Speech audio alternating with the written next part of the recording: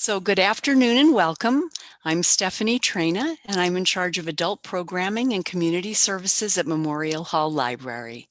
A big thank you goes to the Addison Gallery for their willingness to partner with us on these virtual talks. The show Gordon Wilkins will be talking about today is titled Crosscurrents, American Art 1850 to 1950. Because of the size of the exhibit, Gordon has divided his lectures into 3 parts. Today you'll be hearing part 1, which covers 1850 to 1900. Part 2 is Wednesday, February 10th at 2 p.m. and covers 1900 to 1930. And part 3 is Wednesday, February 17th at 2 p.m. and covers 1930 to 1950. This is a Zoom webinar, so your cameras are off and you're muted. You can send your questions through the Q&A and comments through the chat. We'll get to those at the end. We are recording today's program and it will be available on the library's website and on the Addison site as well. So today's speaker, for those of you who don't know him, Gordon Wilkins is the Robert M. Walker Associate Curator of American Art at the Addison Gallery. He studied at Hamilton College and earned his master's in art history from the University of Chicago. Gordon oversees the care, exhibition, and growth of the Addison's extraordinary collection of pre-war American art across media. He has curated numerous permanent collection installations on a broad array of topics, ranging from the natural world in 19th century America to protest art from the 1980s. Prior to arriving at the Addison in October of 2018, he held curatorial and research positions at the Peabody Essex Museum, the Farnsworth Art Museum in Rockland, Maine, the Newberry Library in Chicago, and the Munson Williams Proctor Arts Institute Museum of Art in Utica, New York. Please join me in giving a warm virtual welcome to Gordon Wilkins. Hi, welcome, and thank you so much, Stephanie, and really all of the staff at Memorial Hall Library for making these partnerships so pleasurable and seamless. I promise, well, I should say, touch wood, promise not to have any technical difficulties, which I had last time.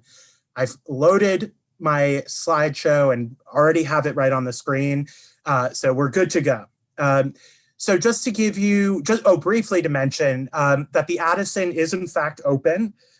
We are operating with major health restrictions like COVID restrictions, et cetera, but are open Friday, Saturday, and Sunday to the public. And you are welcome to visit as long as you're abiding by all of our Massachusetts travel restrictions, et cetera. And you can find all kinds of information about visiting on our website, addisongallery.org. And this show is up at the moment. So you can actually see these things in real life if you do feel comfortable enough to come visit us. And the show will be open until the beginning of March. So there is a little bit of time to come and check it out. So let me just get to the next slide. There we go. So as Stephanie mentioned, this is going to be a 3-part lecture series because I'm a glutton for punishment and like to make more work for myself. But really the reason behind that is that there is just so much material from such a long duration of time to cover that it would be sort of shortchanging the work to try to condense this entire show into a 1-hour-long presentation. So instead, what we're going to do is break it into 3 parts. The first part that we're going to talk about deals with work that dates from around 1850 to around 1900. And these works are arranged in our in the first gallery of the exhibition, which also happens to be the large gallery 201 on the 2nd floor of the Addison that has the amazing permanently installed ceiling piece, wall drawing by Saul LeWitt. The show came about, and I'm assuming many of you have visited the Addison, and if you do, you know that it's really never the same museum twice. So we like to rotate. It's built into our DNA to constantly be reevaluating our collection, constantly reinstall our collection so that we are never a stagnant institution. We're very much a living, breathing institution. And that, which I love, is really, as I mentioned, part of our DNA. And so I began this exhibition. This is a picture of the exhibition text. This really the only text that I have in this show, which is very much a show that encourages close observation and associative sort of connections rather than hard art history. And this show and this talk will not be a lecture on American art history from 1850 to 1900. It's really a look at why these works were chosen. There are many things that, of course, could not be included in the show that I perhaps would have wanted to. So I'll go a little bit into my decision making, and then also highlight some what I consider to be fun facts, kind of quirky, strange information, which is also sort of helping us to start thinking about our 90th anniversary, which is this year. We'll have a show opening in the spring that will really dive into the history of the Addison and sort of the lived history of our objects, and getting across a lot of information through archival documents, etc.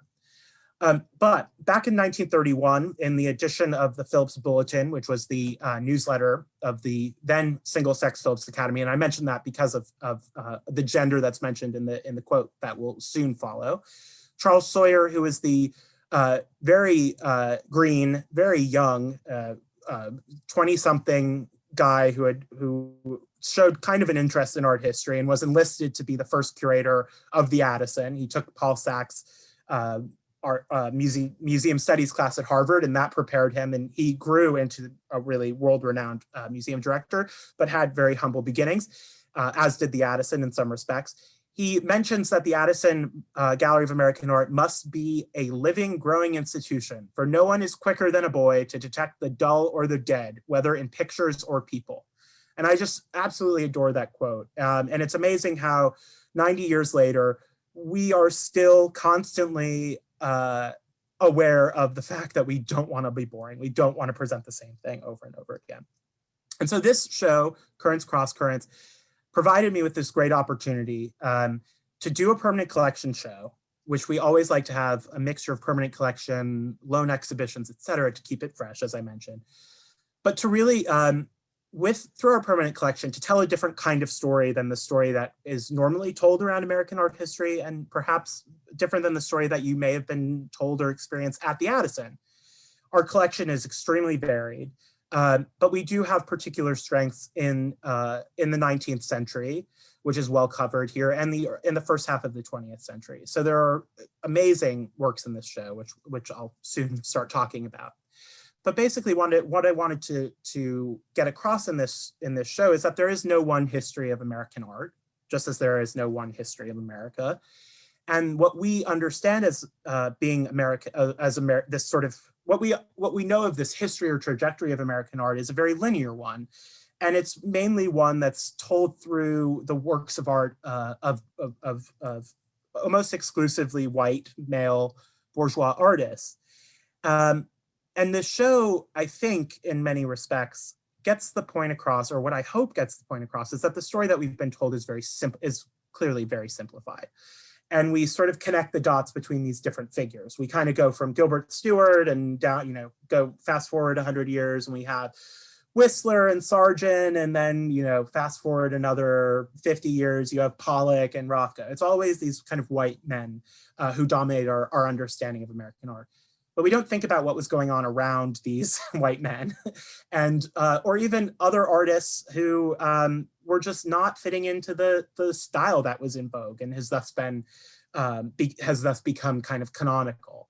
So this looks at the weird stuff in the collection alongside the iconic works. And I think this perhaps comes through even more clearly as we proceed into the 40s and 50s, when the Addison was actively collecting, in the 30s, for that matter, when the Addison was actively collecting living contemporary artists. But we're starting with the earliest, or some of the earliest work in our collection. You'll notice this cherub here.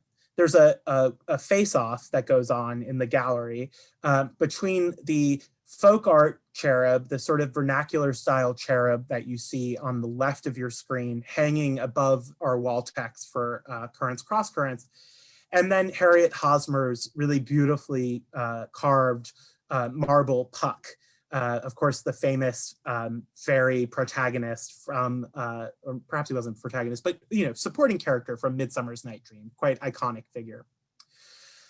So I wanted to start this kind of interrogation sounds a little bit too strong, but this critical looking at what we value, what we show most frequently in the museum, and I say the royal we, but what curators of American art, who they privilege, and then who they often ignore, and the sort of barriers that we erect around certain artists. We also at the Addison, and what makes this exciting is that we very infrequently do chronologically, inspired shows. So even though that's kind of the oldest museum trick in the book, it's exciting, I think, for visitors to see that these works were all created, even though we might think of these artists as existing in very separate parts, in very separate narratives. But these artists were communicating with each other, they were working together, and they were creating work that is not cannot be distilled into one discrete narrative, but creating things that kind of break the mold of what we understand of as American art. And then finally, the other thing that I wanted to talk about is this idea of disruption and the disruption of a narrative. And I think this show, I think for a lot of museums who are all everyone in the museum field is dealing with the issue of representation in their collection and the very visible kind of glaring absence of many artists of color, of women artists, etc. And I think in order to address that, a lot of museums look outside of their own institution and bring in contemporary artists or bring in outside scholars or acquire new work. The Addison has such a rich collection that we can still disrupt the narrative by just looking at what we have. And we have over 23,000 objects. Many of the things on view in these galleries haven't been shown, or haven't been shown perhaps ever, or haven't been shown in decades. So it's this amazing wellspring of inspiration that we have at our disposal. And this allowed for so many incredible discoveries, and hopefully they'll be exciting to you. But again, you can disrupt the narrative by focusing on your own collection and bringing things out that, maybe a curator 30 years ago thought was garbage, but luckily they didn't sell, they held on to it, but they never showed it. But now through fresh eyes, it's like the greatest thing ever. So it's that kind of exciting, those exciting discoveries that I really love. Now to talk about art. So here we have the cherub that I showed you. That's kind of a terrible photo. You can see, I think, some lint from the scan of this slide. Not a great photograph, but an interesting work of art. Again, this sort of what we would consider to be folk or outsider, kind of vernacular, not an academically rendered figure. Proportion is kind of all over the place, but really meant to express something of spiritual quality. Of course, this is a symbol, the angel, a very strong symbol in Christian religion. And we have this this idealized form of a young male cherub with these beautiful wings, which I would almost venture to guess were perhaps taken from an eagle, a sculpture of an eagle, because the wings are a little bit too perfect compared to the way that the rest of the form is carved. It almost seems like it was an add-on. It's not all the same piece of wood. So I'm thinking that the artist showed a lot of ingenuity in kind of appropriating and making this kind of found art hybrid object. So you go from the kind of naive style to the height of the academic style. This is Harriet Hosmer, a female artist, a sculptor, trailblazer, who was born in Massachusetts and lived in Rome for most of her career. This work is a fascinating work because it's really in many cases considered to be a feminist work of art.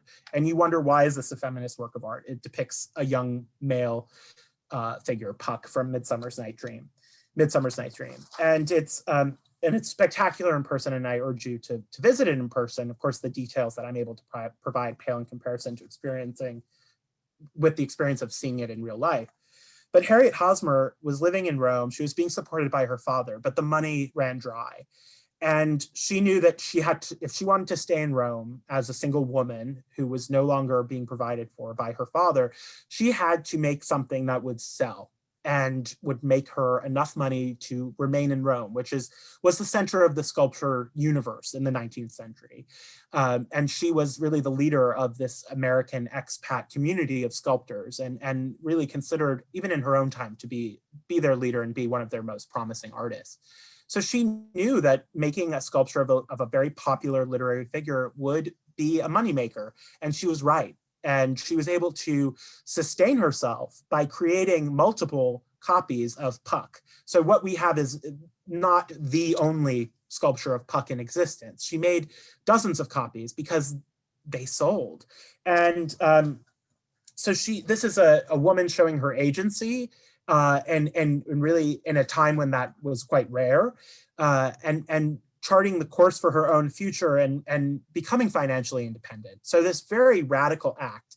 And we are lucky enough to have this extremely beautiful work of art, which is just spectacularly detailed. You can see the mushrooms. He's holding a beetle in his hand. There's you can't see in this photo, but there's a lizard on his other hand. It's this beautifully detailed bravura carving work that she became so well known for. One funny little anecdote that I found is that this was instantly successful, as I mentioned. And there's a fascinating quote. It became very popular with the aristocracy, because if you had this on display in your home, you could claim that you were, of an elevated sort of literary sort. So it was said that Albert Edward, the Prince of Wales, and the Crown Princess of Germany, who, upon seeing this work, remarked to Miss Hosmer, "Oh, Miss Hosmer, you have such talent for toes," which I just love, this idea that these royals were so fascinated by her rendering of toes, which is quite beautiful. You can tell the toes are quite extraordinary. Maybe a Freudian would perhaps read into this fascination with feet, but we're not here to do that. Moving along, you can see this is the view that you are met with when you enter the gallery. The Puck is there, and it fits in sort of, but the real juxtaposition in this slide that I want people to focus on are these two paintings. The left-hand side is this really beautifully rendered work by, we believe, William Allen Wall, who was quite active in southern Massachusetts. And it's a view of Barnstable. And you can see that it's this just brimming with detail and activity. And in 1850, you could almost make a claim that the composition was perhaps aided by advancements in photographic technology, which allowed artists to quite literally stop time and allowed them to study in very meticulous detail in ways that the eye can't even perceive.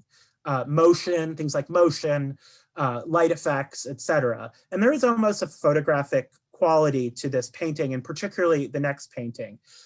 There are certain things in this, very obvious connections between these two paintings. You'll see flags in both, but there's also this idea of kind of stopped motion that I really responded to. So I made this pairing for these obvious connections, the flag, but also for kind of this feeling of stilled time, of stilled life. Here we have Thomas Chambers, a very famous artist who is considered to be one of the kind of great folk artists of the 19th century. This is a picture of Boston Harbor from 1850. And again, I would almost argue that photography, of course, at that time had been around for over a decade and was quite widespread. People fail to realize just how popular daguerreotypy, later ambrotypy were, and how prolific photography studios were. You couldn't pass a street corner almost without seeing a photography studio. So it's not like these artists wouldn't have been exposed to photography. But here you have this amazing composition where you see the back third of this ship with the American flag, and it's quite literally stopped in time, stopped in motion. There's some sort of activity in the background, but again, this stylized, what we would consider to be folk, but I would say very complex and also very modern and ahead of its time in terms of its composition. This kind of cropping is very much indebted, I would say, to photography as a medium, and also would become the de facto style, or would become quite popular in modernist work. So very much ahead of its time, I would guess, or I would claim. So this is the pairing that hopefully primes the viewer when they enter the exhibition, to look critically, to think about why things are next to each other, why things are in dialogue with each other. And of course, I have my own sort of bizarre, in some cases, connections. But what I've found is that people are making their own connections between works. And that's the most rewarding part, for me at least, is when other voices, because you can, organizing these exhibitions, sometimes it's like you're in an echo chamber and you don't get a lot of outside input. So it's really wonderful when people bring up their own observations. So if you have any, I do encourage you to share. Right here, we're moving, so there's a freestanding wall in this big open gallery. So we've looked at that, and now we're turning left, and we're looking at this this grouping of 5 works. And this is its own grouping. Just something I loved. I'm a real 19th century photo freak and early process freak. And what I loved about this, as just a teaching example, is having these 3 images. All 3 images depict very similar looking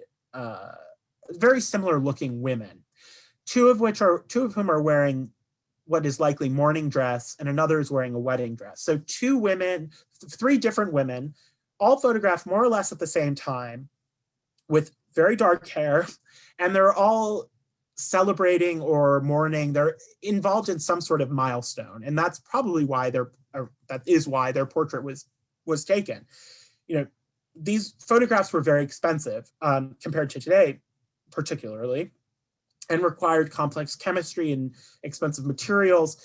So you had to be very deliberate about having your portrait taken. And these 3 women were very deliberate in how they were posed. The other thing that I love is that we have 3 major photo technologies in these 3 images. On the left, and I'll go here, you have a salted paper print. You have in the upper portion, you have an ambrotype. And then the bottom, you have a daguerreotype. This is not in chronological order on the screen, but it reflects the installation. Daguerreotypy was, of course, the first practical form of photography introduced to the public by Louis Daguerre in Paris in 1839, rapidly spread through Samuel F.B. Morse, who was actually a graduate of Phillips Academy, who brought word of technology to America, and then the rest of the world spread like wildfire. Kind of funny enough, the reason it spread like wildfire is that Daguerre sold the rights to his invention to the French government, and they licensed the technology for free. It was kind of an open source technology everywhere in the world except for in England. And of course, France and England historically have not gotten along. So in order to operate a daguerreotype studio in England, you had to pay huge amounts of money to the French government. So they came up with their own way of making photographs. And that's this salted paper print, this paper-based, it's still a direct positive process, but a different chemistry. So they're operating kind of on parallel tracks. The daguerreotypes are unique images. So you see this beautiful Southworth and Hawes on the far right. What I love about daguerreotypes is that this object was in the room when sorry, I'm going to regret making a Hamilton reference, but it was in the room where it happened. So this object was there when this woman was posing, and it's a one-off, so they couldn't replicate it.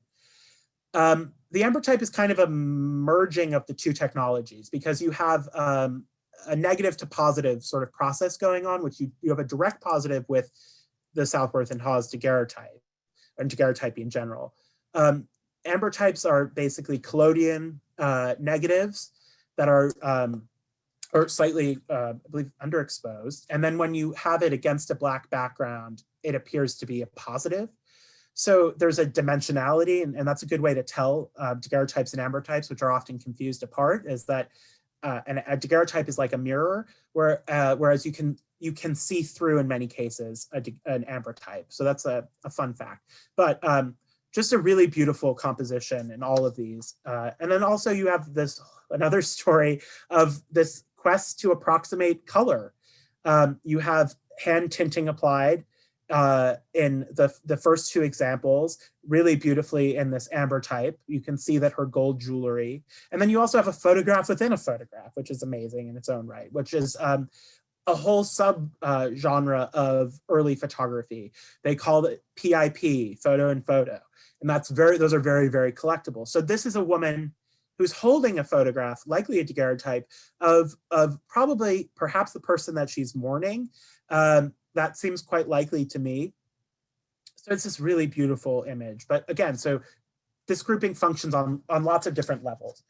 Another fun fact, we bought this on eBay, which I think sometimes people associate eBay with a lot of crap, but there are great things to be found on eBay, including this. We got a great deal. So we have to be scrappy in this field, look for kind of great deals, find these amazing things. So I actually was fortunate enough to buy this for the exhibition. We're very happy to have it. And here's Southworth and Hawes, really beautiful, pioneering Boston area daguerreotypists. So you have this world of women and photography on the left-hand side, and then we're continuing the theme of women and women artists, although we don't have women artists, unfortunately, in the first grouping of 3 photographs. We move into this conversation between 2 works.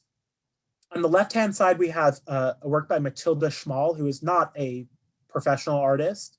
She was a schoolgirl in New York City who was at a finishing school and created this really, we actually have, I believe, 3 works by her in the collection, which is quite remarkable. These were kind of demonstration pieces to show that you had mastered calligraphy, which was taught at schools, penmanship. And she was clearly advanced and had a great kind of artistic sensibility. And I love the incorporation of the bird holding this kind of heraldic banner, which says friendship and then her signature, which is very rare to find, or it is quite rare actually. It's rare to find a signed attributable work by young women artists. And it's this sign of, again, agency, of ownership, of pride over one's creation.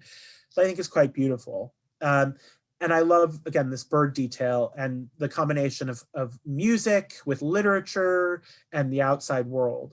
And you look next to it at Martin Johnson Head, a work that dates to about 20 years later. And I put these together really just for the clear connection of birds and the outside world.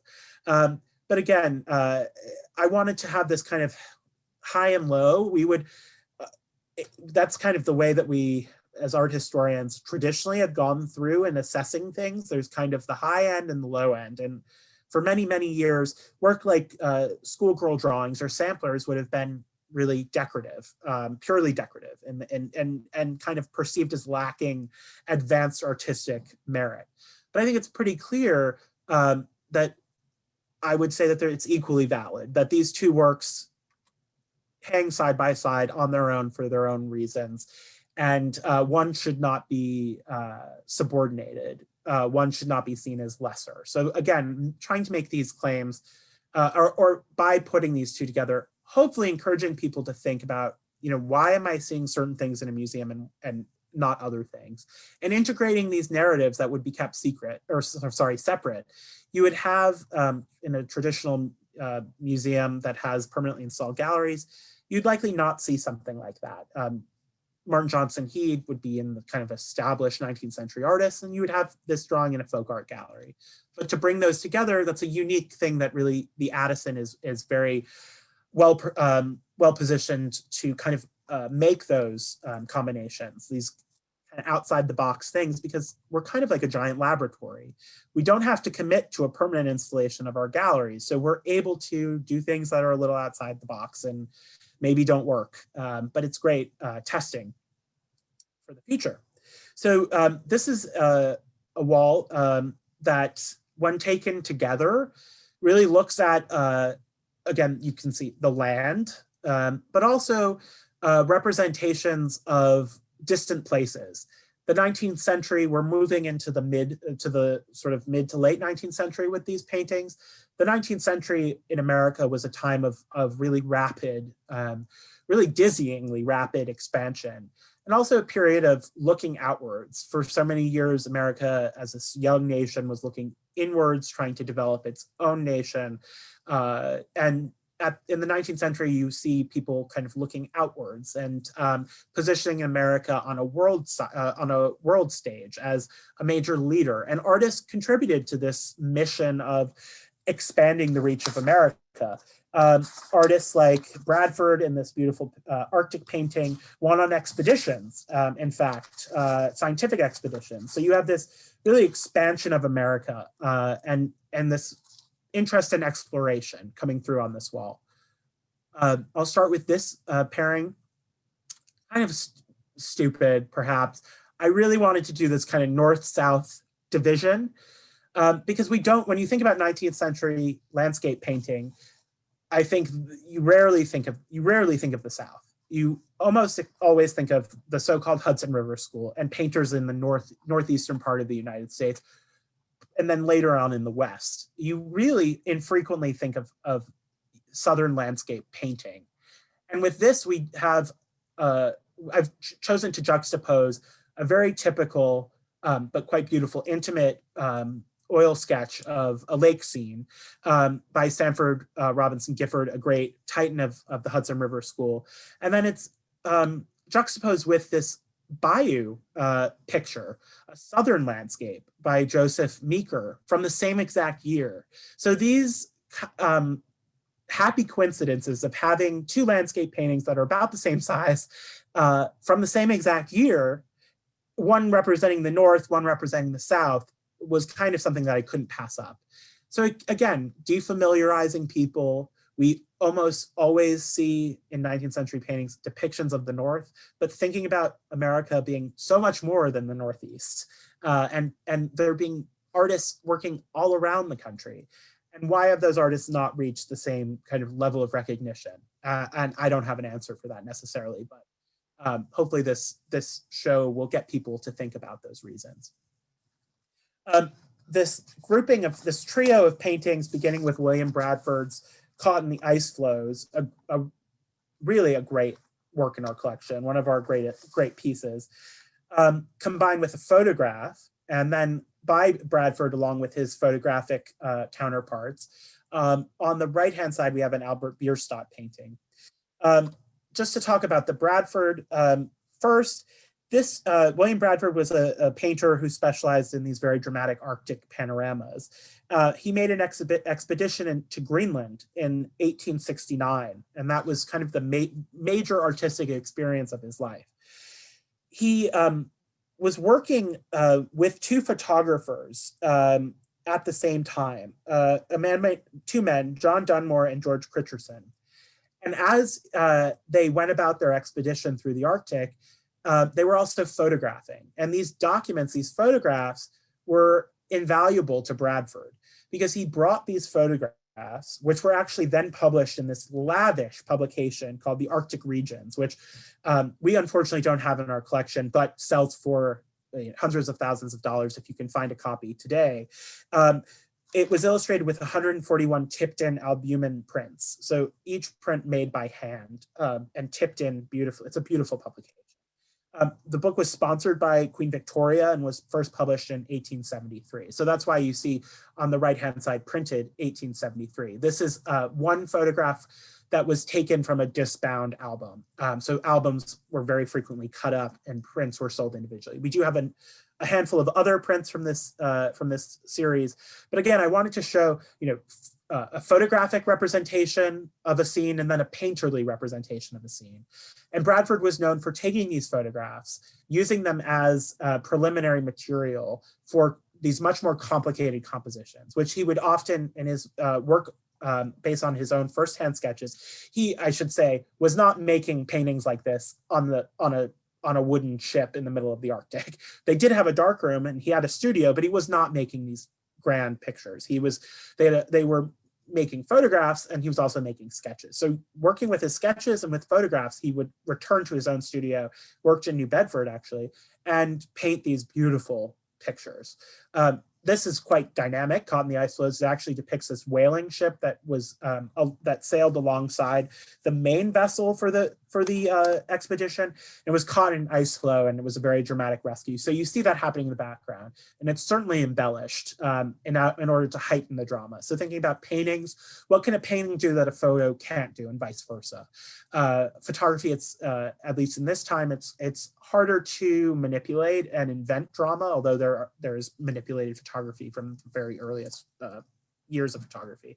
But in painting, that sort of kind of light dusting of truth was far more permissible than in photography. So thinking about the question of artistic license, and also just this form of the iceberg repeated in these two works is quite beautiful.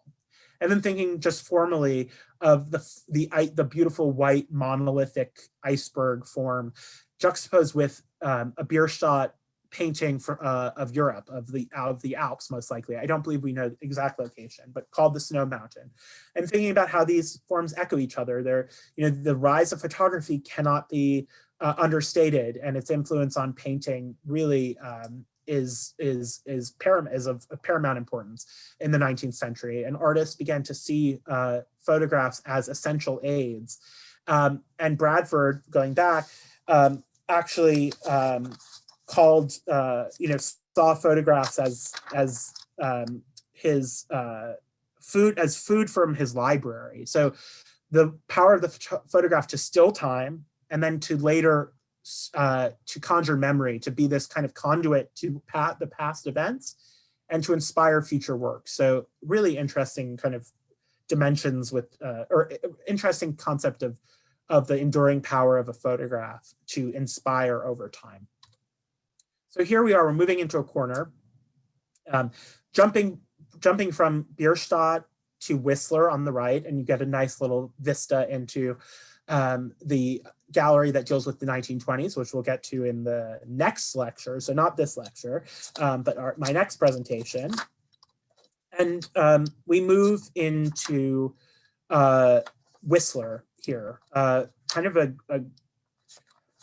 of breaks the mold in a lot of respects. He was a true original, an American by birth. He was born and grew up in Lowell, so a son of the Merrimack Valley. He traveled to London to make a series of etchings of the Thames and never left.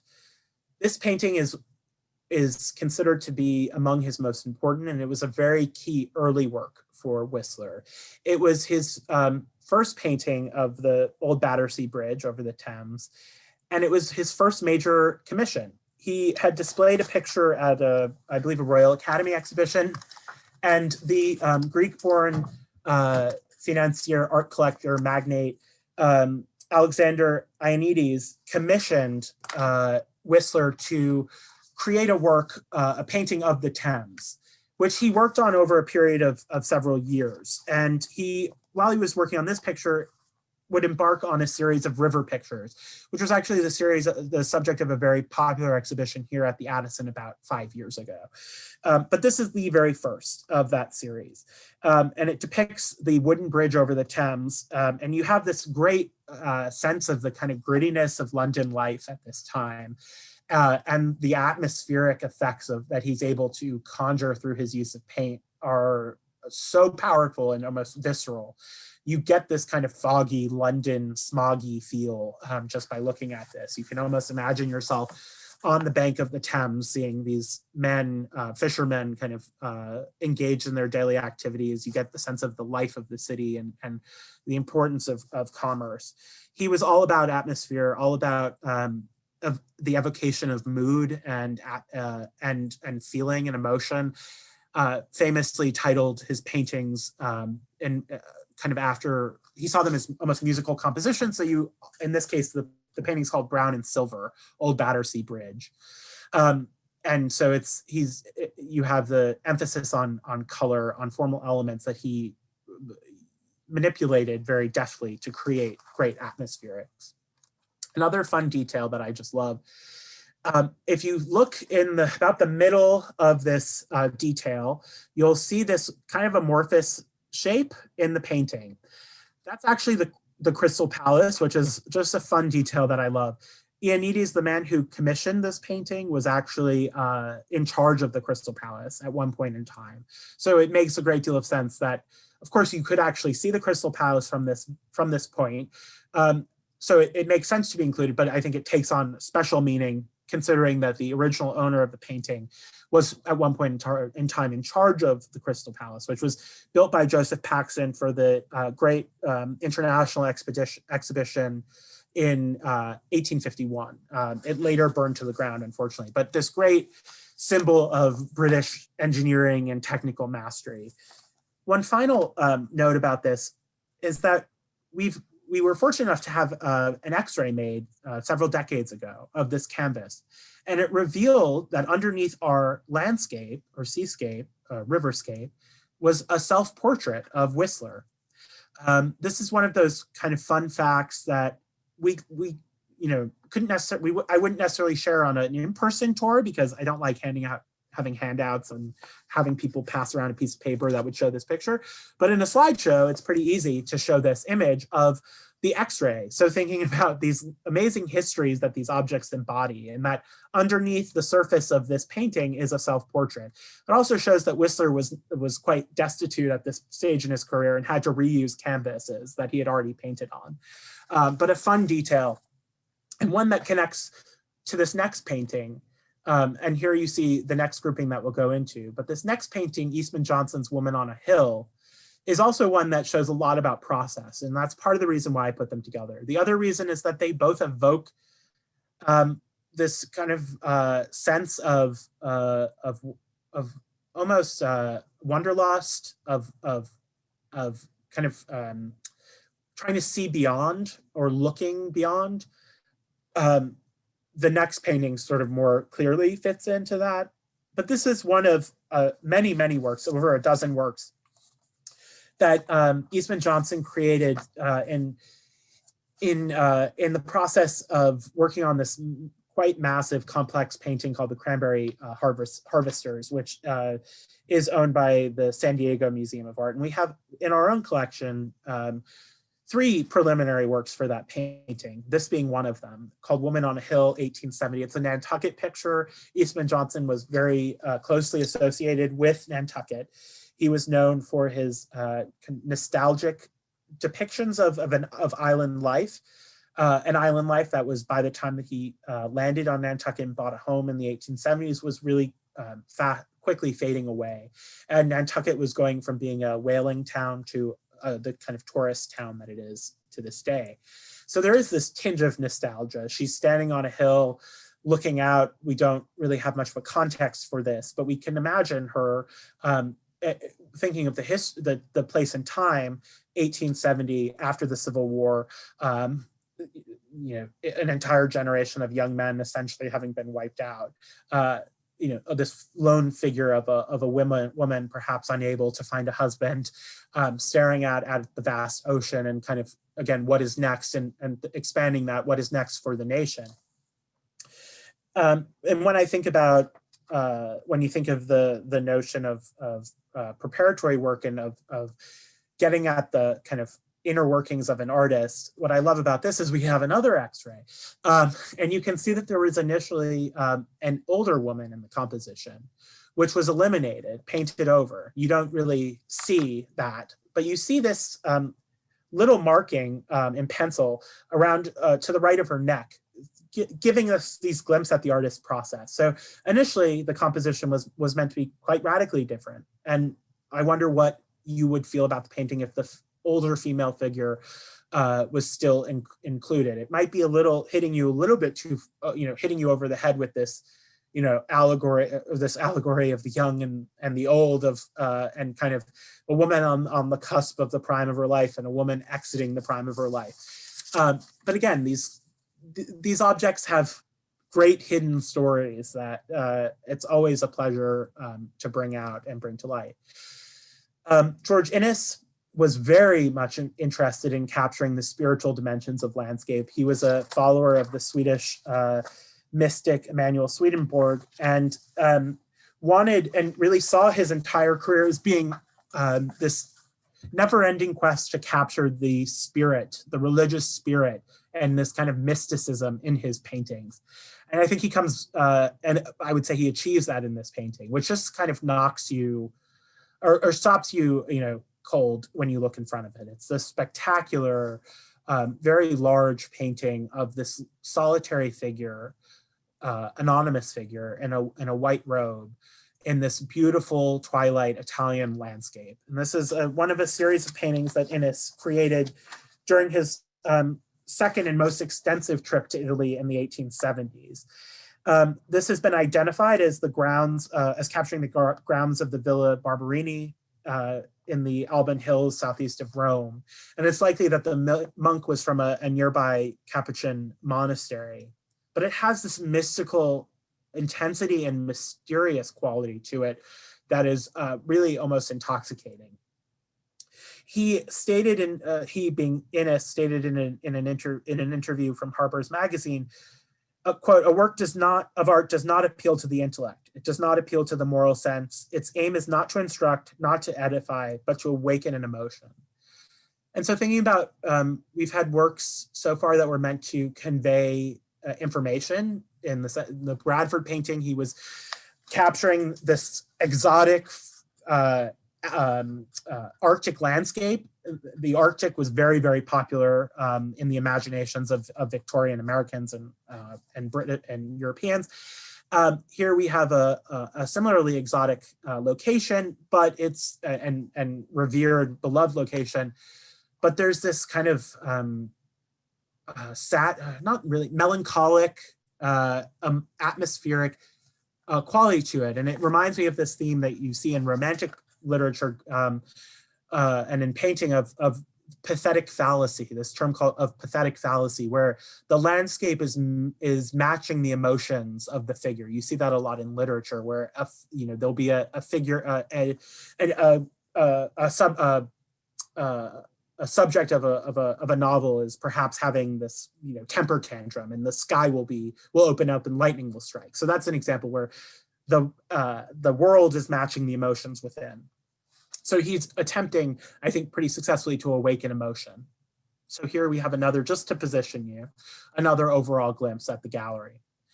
Of course, we couldn't skip over Eight Bells, which is another painting that I think, in many respects, strives to stir emotion, which Winslow Homer was a master of conjuring emotion through his compositions. And this is one of his greatest triumphs in that regard. Eight Bells, a great icon of our collection, one of the most famous American paintings of the 19th century, arguably from 1886, of two sailors on a ship, adrift, lost at sea, perhaps, attempting to find a kind of a solid point on the horizon. So this sense of unease, of a lack of resolution, is quite strong in this picture.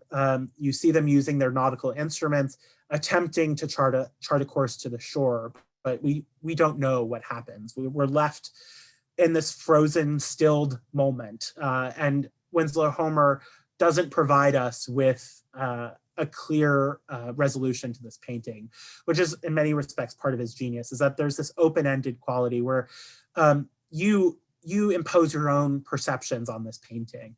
And many people have interpreted this painting in many different ways. And it's become actually this kind of touchstone for generations of students to Phillips Academy, who have these memories of seeing this painting when they were here, and it becomes integral in their minds and kind of knit together with their overall experience.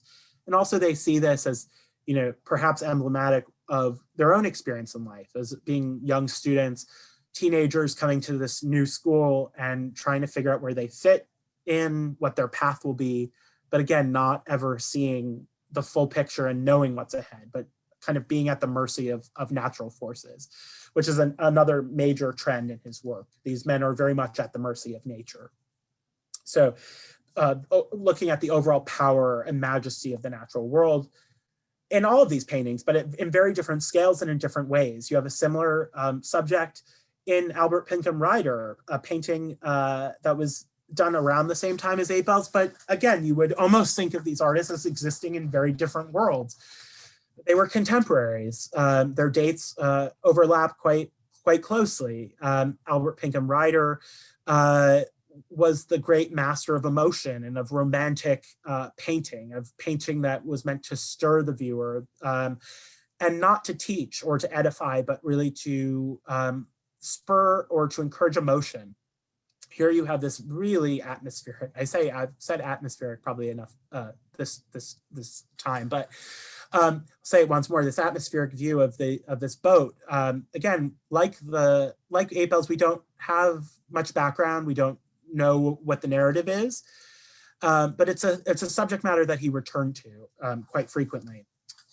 And it's, again, very different scale, but holds up. And it's a combination that would not typically be seen in a traditional installation of American art. Here we go to Blakelock, and we have Albert Pinkham Ryder and Blakelock side by side. I think there's an affinity between the artists that's quite clear. They were both had this very painterly style. They were both fascinated by light and the effects of light on landscape. And they were both not, perhaps Blakelock even more so than Ryder, who did paint a number of allegorical kind of religious scenes. Blakelock was all about stirring emotion. He himself had a very tragic story, kind of reads like a very Victorian tragedy almost. He was institutionalized. He had many, many children, was always destitute. He was institutionalized. And while he was institutionalized, before institutionalization, he was not able really to make a living on his work. But when he was institutionalized, his star was on the rise and painting supplies were finite. So he became one of the most forged artists of the 19th century, as did Ryder. So that's another reason why they're side by side and why our Ryder is only attributed to Ryder. I would say personally that our Ryder is authentic. It has really great provenance, but it has been cast in doubt. Our Blakelock, however, has impeccable provenance and is a legitimate Blakelock. But while he was institutionalized, he heard word that he had become a successful artist, but the people who worked at the asylum thought that it was part of his delusional thinking and didn't believe him and didn't know that he was a famous artist. He kept saying, "I'm a famous artist." And they kept saying, "No, you're not." And a woman got involved who ended up robbing him blind, saying that she was representing him. It's a very complicated story that I encourage you to research on your own. There'll actually be a documentary about it, his life coming out. I don't know exactly when, but this painting was examined as part of the research for that documentary. And finally, on this large wall, we have a pairing of two Arthur Wesley Dow photographs rather, with this really beautiful Twachtman painting. Here we're pivoting. So we've seen photography, even though I would argue that the photographs we've seen thus far had great artistic value, it was not art photography. Photographers were not considered artists. They were practitioners. They served a function, the same function that kind of someone who operated a machine would serve. Here you have this venturing into the realm of photography as a fine art form, where artists are very clearly influenced by contemporary painting, the rise of American Impressionism and Impressionists' hold on the artistic scene in the early 20th century in America. You have this kind of fuzzy quality to this image, almost out of focus. Also, the medium brings the painterly qualities of this photograph out. And then comparing it with this beautiful Twachtman, which similarly is this very impressionistic view of this frozen pool in Connecticut. That relies on light effects and the beautiful contrast between light and dark, just as the photograph does. So it's this moment of the kind of attempt to raise photography to the standard or the level of fine art. So you remember that weird standalone wall? There are paintings installed on that. And I've sort of broken it, although the entire span deals with kind of we could argue deals with similar themes of nostalgia, of sort of a lost American past or an idealized American past. I've chosen this juxtaposition because you see these two paintings created after this, in the wake of the Civil War, and both reflecting the social realities of America after the Civil War, and also this kind of yearning for a simpler or a perceived simpler time. With Home by the Sea, it's this beautiful Rhode Island saltwater farm.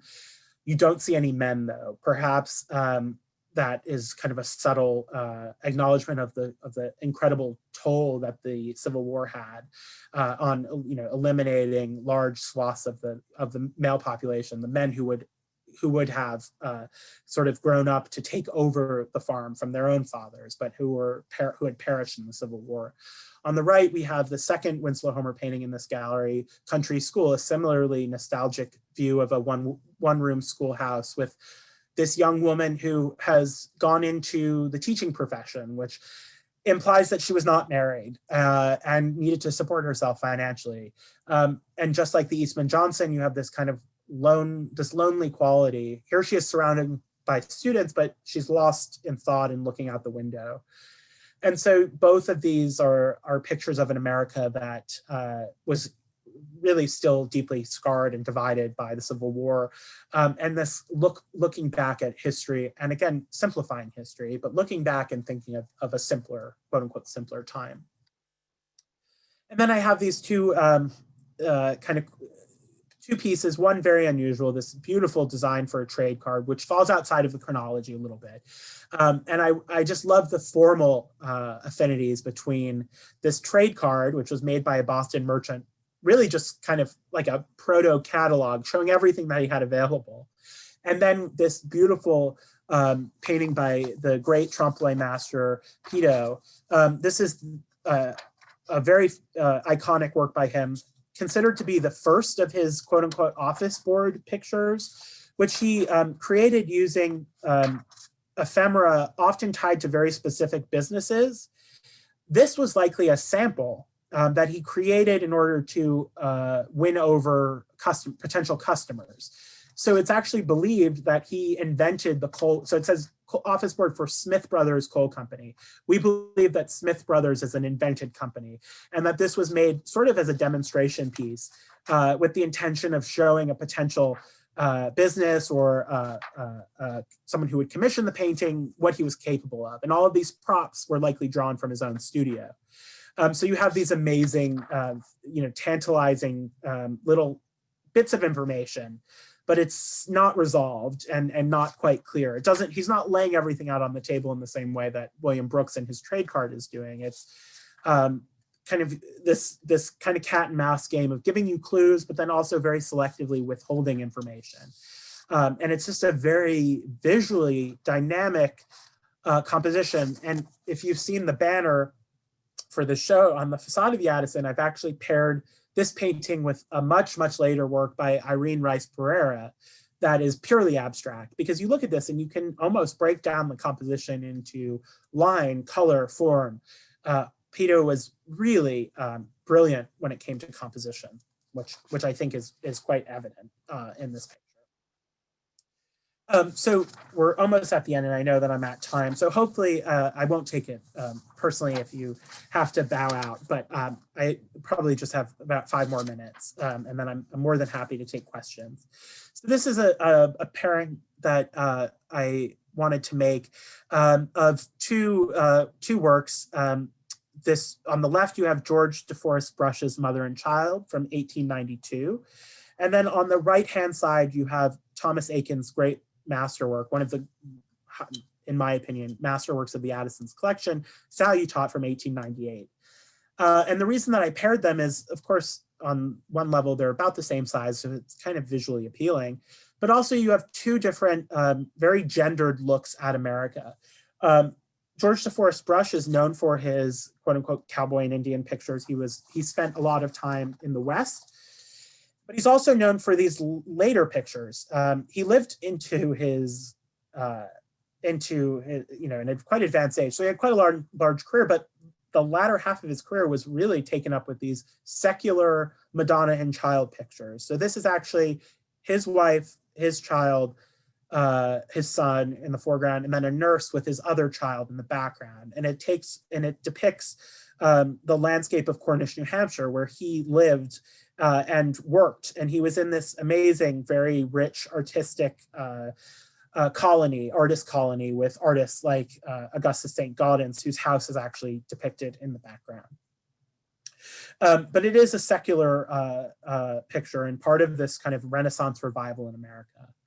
So it's this very dynamic, forceful composition, but he's elevating mother and child to this secular, or the secular Madonna, creating the secular image of mother and child, but elevating motherhood, I believe, to this high, exalted level. You also have this similar picture of kind of celebration, of exaltment in Salutot, which was painted about 7 years later. Well, Mother and Child is very much about femininity seen through a male artist's lens. Salutot is really the picture of masculinity at the turn of the 20th century. Boxing, so amateur boxing was seen as a really, maybe not noble, but a very valued and important sort of athletic endeavor for a young man to take part of. Teddy Roosevelt saw it as really part of the strenuous life. So it's all of this kind of language of physical perfection, and if you could perfect your body, you could perfect your spirit. You could be, perfect citizen by perfecting your body. It demonstrated discipline, that characteristics that all potentially successful young men needed to possess. This, on the other hand, depicts a prize fighter, which was kind of a shadowy area. When money got involved, it became a little bit less noble. This is a known prize fighter, a man by the name of Turkey Point Billy Smith, who's in the foreground. And then we actually know the identities of most of the figures in the background, which is amazing. We know that because of a letter that was sent to the Addison by Thomas Eakins' widow in the 1930s, where she went through and identified every figure. And it actually includes Thomas Eakins' own father on the far right, the man in spectacles, who's kind of reaching over the stands to clap. So it's this amazing, again, thinking about the influence of photography. Eakins was majorly influenced by photography and was a photographer himself. And here you have moment that's stilled, but very technically adept, really technically advanced. It's also this great icon of queer art. That's another story for another lecture, but thinking about how unusual it is that the focal point is this man's rear end. In the other picture, it's this tender moment with a mother and child. The mother is instructing the young boy with this book all about the kind of this idealized motherhood, mother as instructor, trying to instruct the young man in citizen, how to be a proper American citizen. And then you have Salutot, which is all about kind of carnal, the carnal realm, desire, bloodshed. Think about gladiators. And that influence of that tradition of kind of violent displays of masculinity was further echoed in its frame. And you'll notice, I hate this frame. Sorry, I really hate this frame because it's not original. The picture came to us with this frame. We don't know when the frame, which we can see here in this picture, I've included an arrow. You can see that the frame is not original quite clearly. And that the original frame, which I've done a very technically advanced composite of on the right, would have been more in line with the frame for the famous Professor, which we have in our collection, which is this broad profiled frame that's grained wood painted with gold. And then the original frame had this inscription, which basically translates to the victor. I believe it's like he who the victor raises his fist in defeat or in success. So I clearly didn't take Latin. So it's very interesting, and it's my again, behind the scenes, one of my goals is to we have enough information to commission a replica frame, and it's my hope that we can accomplish that. It's also an interesting thing about the relationship between frame and painting, and how this inscription so clearly sets the stage for the subject of the painting. And without having that inscription, sorry, I have the actual, I was close. With his right hand, the victor salutes those acclaiming him. Without that, we wouldn't have the same context. He could either be entering the arena or leaving the arena. It almost seems more likely that he's entering the arena. But we do know through the original frame that he is, in fact, leaving. He's a victorious figure. But he's all alone. It's kind of almost an empty victory in some respects, because people are at a distance. He's kind of separated from the rest of the crowd. Oh, and finally, you can see just how intensely conserved this painting was.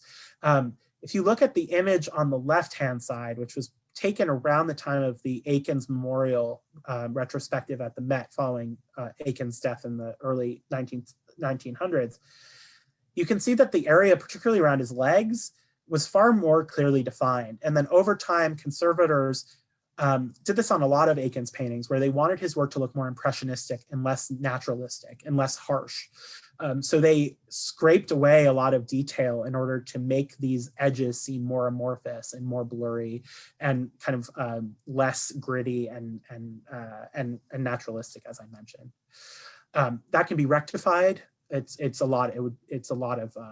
would take an incredible amount of skill, though. I mean, of course, you can appreciate the painting as is, but thinking about the lifetime of paintings, it's very interesting. The final grouping, and I thank you for sticking with me. The final grouping is maybe the grouping I'm most proud of in this first section. These are three works by three of the undisputed masters of American art. If we were in person, I would ask you to guess who did each, but I'll give it away. On the left, this locomotive, or train car, it's actually probably the caboose, not a locomotive. You have the back of a train by Edward Hopper. In the middle, you have Kissing the Moon by Winslow Homer. And then on the right-hand side, you have this really dynamic alpine picture by John Singer Sargent. And if you were to go to the Museum of Fine Arts, Boston, for example, or any other museum with large American collections that are installed on a permanent basis, you would never find these artists together. You would never see Edward Hopper sharing the same gallery, let alone likely the same floor or wing of a museum as Winslow Homer. And likewise with John Singer Sargent. These three artists occupy very specific niches in our understanding of American art. And it's very unusual for them to be considered as contemporaries of each other, which is the truth. Of course, they were at very different stages in their careers. Winslow Homer being significantly older, over 50 years older than Edward Hopper and 20 years older than Sargent. But for a period of time, they were all contemporaries of each other. They were all working together. And these paintings were actually all done within 4 years of each other, which is something that I just love and find fascinating, because in our minds, we would put Edward Hopper, or in practice, in most cases, museums would have Edward Hopper, even though this is a very early Edward Hopper, he would still be in a 20th century gallery. Winslow Homer, even though this is an early 20th century Winslow Homer, would be in a 19th century painting gallery. And John Singer Sargent would probably be in an American Impressionist gallery. But here at the Addison, we can put them all together and make you think about why it is we divide these three artists and keep them separate. And what do we gain from looking at these three works together? And I think there are actually a lot of similarities across the pictures. They're not all the same size, but comparable. That's kind of a surface level engagement. But I think all have really strong diagonals. And the diagonal, the force of the diagonal is kind of the driving force in these compositions. And Edward Hopper, you have the diagonals, different diagonals and kind of parallel lines that draw your attention. It's also this amazing cropped image where it's, again, stilled in the stilled time as a topic that I return to over and over again, where we see the back of a train. We don't have any context. We don't have any context for Kissing the Moon either. He's leaving you in suspense. All three artists, in some respect, and all three artists, at least in these paintings, don't complete the scene for us. They leave it up to the viewer to fill in the dots, essentially. Kissing the Moon, one of Winslow Homer's, I would say, most avant-garde compositions and one of his most interesting paintings. I think if we had to put 8 Bell and Winslow and Kissing the Moon side by side, I personally would go with Kissing the Moon. I think it's a far more interesting picture. It's also so ahead of its time, and I think feels, I mean, of course, it's not, the costuming takes us out of it, but this could almost, well, I wouldn't say this could almost be a contemporary painting, but there are a lot of artists working today who are very clearly owe a debt of gratitude to paintings like this by Winslow Homer. Again, very strong diagonal, very strong use of triangles in all of these. On the right-hand side, you have John Singer Sargent's Valdosta, A Man Fishing, one of his alpine pictures. He relished his opportunities to paint en plein air and to paint outside of the studio. He was almost a prisoner of his own success by this point in his career. He was turning away commissions for portraiture because he became so successful that he wanted to maintain his own integrity as an artist and advance. So he took these long painting trips all around Europe, and this was painted around one of his trips to the Alpine region. This was painted in Italy, or inspired by something he saw in Italy. What I love about this is you also have cropping, just like in Railroad Train. You have the cropping of the train, you have the cropping of the figures in Kissing the Moon. They kind of bob around like kind of sort of almost like bisected, bodiless figures. And then you have Valdosta, where you have quite a literal cropping of a body. And then this radical composition of this man whose feet are jutting out, but then his back is up. So it's this wild foreshortening, very advanced compositionally. And then you just see the legs of this other man, but it's still very much evocative. They're all three are very evocative without filling in all of the pieces. And so that's the kind of thing that I'm interested in this show, is to break up the mold, to hopefully surprise you as a visitor, to make you think about what we take for granted when visiting museums or reading an American art history text or taking a class, and to think about these artists as operating at the same time, and that artists don't ever exist in a silo or in a vacuum, and that there was a free exchange of ideas. There, of course, wasn't an internet or Instagram, but these images were known through print, through exhibitions. There was this visual culture and exchange across the United States and across the world. So we like to think about these three artists in very discrete boxes, but I hope that this show really looks at, it encourages you not to end on a kind of hackneyed note, but we see the currents, but we also have to think about the cross currents in American art and think about the things that break the mold, because it's all part of a story of American artistic expression over a 100-year period in this case in the case of this particular exhibition. So I've gone 13 minutes over. And again, I thank you so much for bearing with me. And I would be delighted if there are any questions. I would be delighted to take any questions. Okay, thank you, Gordon. That was wonderful. So we did have a question come in, a question about Woman on a Hill. At what point might the artist have painted over the woman she faces? My thinking changes entirely when I see the X-ray. No longer is the woman looking out over what appears to be an empty landscape. Could it have been that originally the young woman was facing the older woman, perhaps indicating her future, and then the artist painted it over to be a landscape? Or did he start with a blank painted over landscape, or painted over canvas rather? So that was a long question, several parts.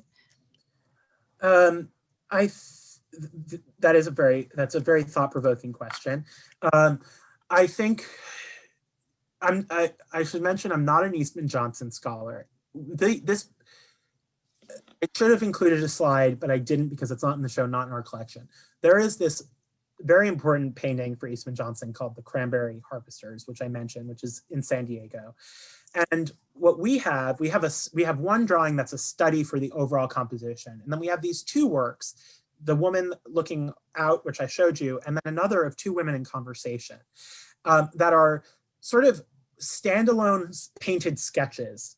He saw them as kind of preliminary work or process work, but they certainly stand alone. I think that he probably thought that the composition was not as dramatic as it could be, or not as powerful as it could be with the of the figure, and then painted over it. So I think he started with the 2-figure composition and then eliminated the older female in order to enhance the drama and mood of the scene. But again, nothing stays hidden forever. And with this new technology, not that the X-ray is new technology, but using technology to kind of peel the layers of paint off, it makes us question things in new and exciting ways. So I think all of your comments are totally valid, and I don't think there's one answer. So I'm kind of dancing around the question, but I think that the artist probably altered the composition, which is not unusual for an artist to rework canvases, I think, to enhance the drama or mood of the piece. Okay. Now, someone else, and we are getting accolades in the chat, Gordon. This was a great talk. Thank you. So, Thank you. And someone commented, it seems Rockwell Kent might have been influenced by Homer's style in Kissing the Moon. So I don't know what you think about that. Yeah, Rockwell Kent would have been very familiar with Winslow Homer's work.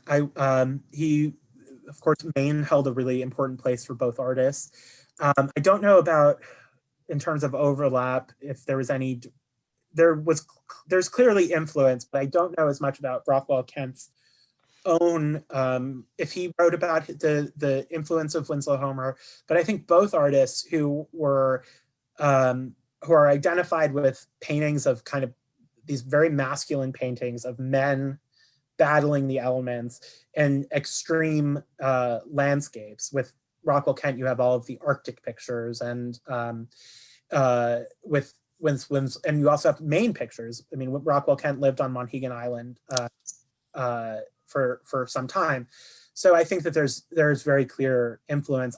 The extent of to which there is influence is not as clear to me.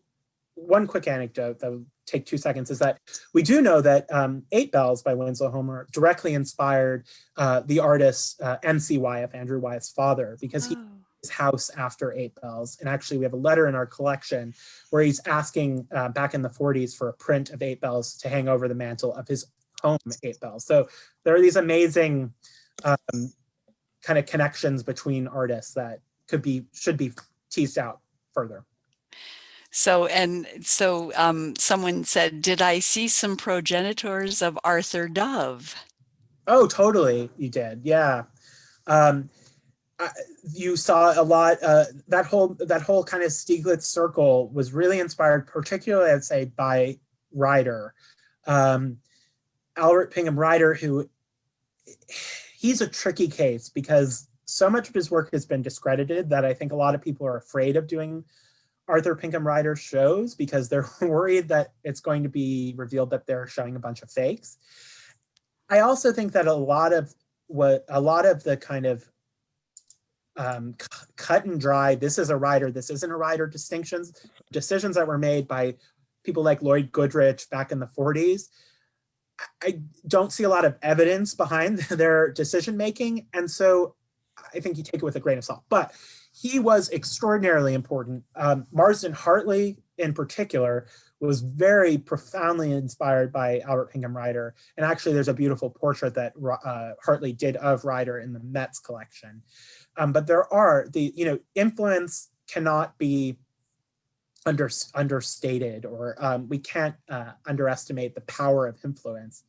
And we don't like to admit that. I mean, we have this kind of skewed notion that artists have to be 100% original, but all art is appropriation in some respect. You're building on this legacy. And we like to simplify that story. And this show, it does show that artists are building, but they're building in lots of different directions instead of the one that we've been kind of trained to follow, the one path that we have been trained to follow. So yes, Arthur Dove definitely was looking at a lot of this work. Okay. And he's in the show. So in the third lecture, we'll get to Arthur. Or no, sorry, that's in the next lecture. we'll get to Arthur Dove. And I should finally mention that this show is exciting because you can also see the evolution of individual artists within. So Edward Hopper reappears, John Singer Sargent reappears, Arthur Dove reappears, and you can see an Arthur Dove done in the 19 teens and then go across and see an Arthur Dove in the 30s. So it's these lots of levels of comparison, and that excite the crazy art historian in me, but I think will excite people who maybe aren't specialists or curators as well. Right. So someone asks, what would be the reason for choosing a particular work to X-ray?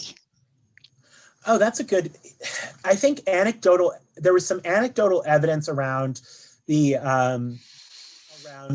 Whistler story. I think there may have been some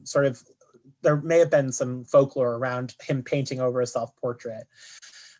I don't know. I think a lot of that X-ray work, we haven't done a lot of X-ray work recently. I think also the Eastman Johnson with the pencil mark that's quite visible implies that there might be some something with the composition that would be interesting and knowing more about in order to get at the composition X-rays were used.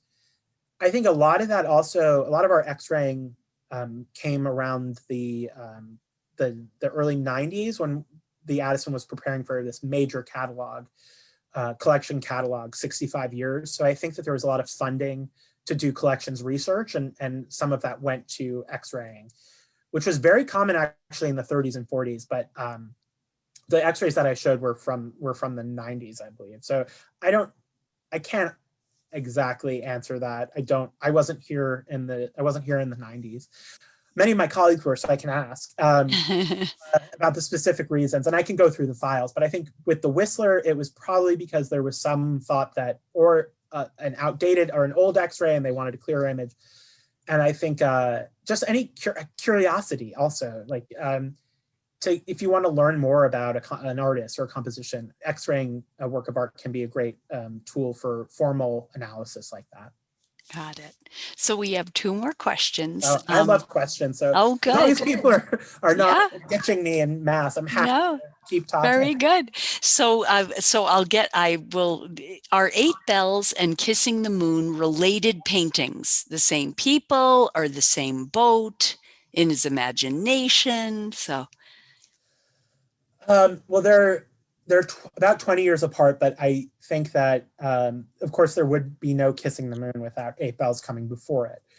And in terms of a cast of characters, I think that they're composite or imagined figures in all of in both paintings. And Kissing the Moon, I don't think any work has been done to identify specific models. The same with Kissing the Moon, but I think it shows an evolution of Winslow Homer's I think confidence as an artist, and then his incredible originality, and it also just shows an engagement over time with similar themes, where he made an entire career, and this is actually the subject of an exhibition that we lent to that's up right now at the Amon Carter that compares Winslow Homer and Frederick Remington. But with Winslow Homer, it's this constant interest really from the beginning in the sort of man and nature, and the sort of powerful forces of nature that operate on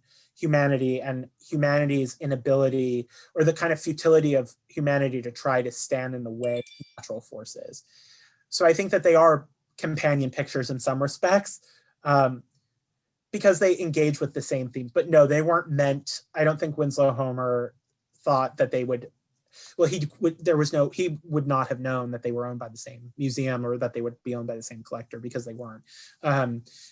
So I think that they engage in a dialogue, but it's a dialogue that we're able to provide because they just happen to both be in our collection. But I don't think that they were not planned as a pendant pictures or something like that.